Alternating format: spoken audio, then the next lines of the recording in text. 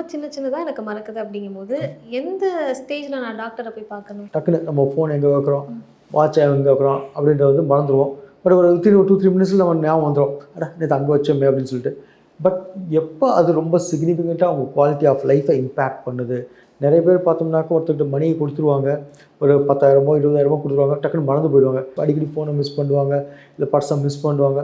அந்த மாதிரி கொஞ்சம் when it started to impact, you need to consult the doctor early. எந்த வியாதியும் இயர்லியாக பார்த்து இயர்லியாக கண்டுபிடிச்சி இயர்லியாக ட்ரீட் பண்ணோம்னாக்கா அதை ஈஸியாக குணப்படுத்திடலாம். அது வளர விட்டு அது பிரச்சனை வந்தாக்கா அது ரொம்ப நாள் மாத்திரை எடுக்கிற மாதிரி போயிடக்கூடாது. இதுக்கு மருந்து, மாத்திரை இதை தவிர வேறு ஏதாவது சின்ன ப்ராக்டிக்ஸை சொல்லி தருவீங்களா? அது ரொம்ப இம்பார்ட்டண்ட்டுங்க.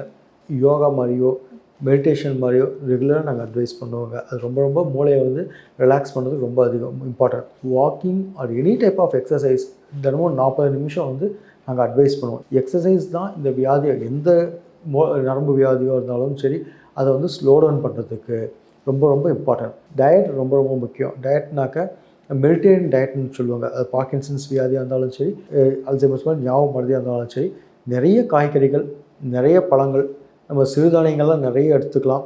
ட்ரை ஃப்ரூட்ஸ், பிஸ்தா, பாதாம் அந்த மாதிரி வந்து ஆல்மண்ட்ஸ் அந்த மாதிரி வேர்க்கடலை அந்த மாதிரிலாம் எடுத்துக்கலாங்க. ஃபிஷ் அண்ட் ப்ரான்ஸ் வந்து வாரத்துக்கு ஒரு தடவை 2 தடவை கூட எடுத்துக்கலாம். சிக்கன், மட்டன், ஸ்வீட்ஸை குறைச்சிக்கணும். நிறைய தண்ணி குடிக்கணும்.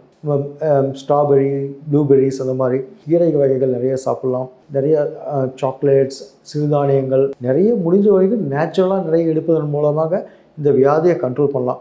இந்த ஜங்க் ஃபுட்ஸு இல்லை வந்து நம்ம ஃப்ரைடு ஃபுட்ஸ் அதெல்லாமே வந்து it will worsen these things.